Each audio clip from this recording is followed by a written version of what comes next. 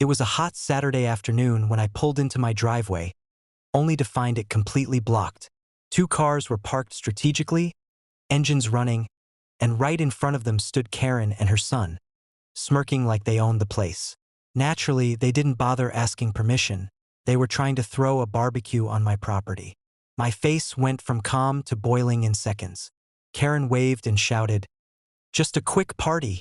You'll barely notice." I took a deep breath, reminded myself of my legal rights, and dialed my private towing service.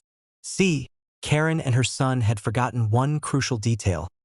My ranch wasn't just a property. It was a fortress of rules backed by consequences. While Karen entertained her guests with chips and soda, I coordinated the arrival of the tow trucks. One by one, the vehicles blocking my driveway were lifted and carried a safe distance away. Karen's shrieks filled the air as she realized her plans were unraveling. Her son tried to argue, claiming they were guests of the HOA. But I calmly reminded him that no HOA rules override private property ownership, and certainly not when trespassing occurs.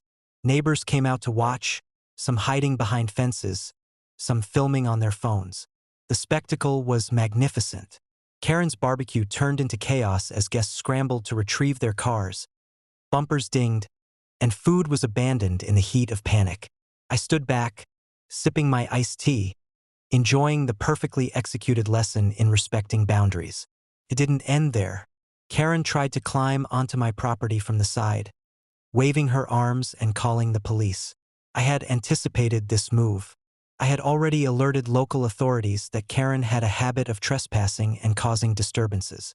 When the police arrived, Karen tried her usual charm offensive, only to find that I had every legal document, map, and deed at my fingertips.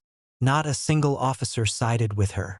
Her son, humiliated in front of friends, finally slunk away, muttering about next time.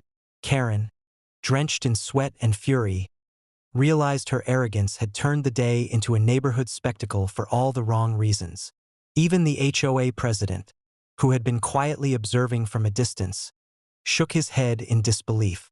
By evening, my driveway was clear, the party was a disaster for Karen, and I had maintained my composure while letting the law, and a well-coordinated tow, do all the work.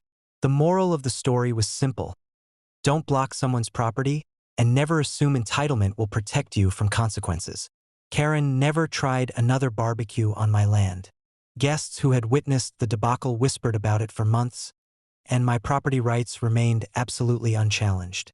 It was a victory of planning, patience, and knowing exactly how to handle repeat offenders without stooping to their level.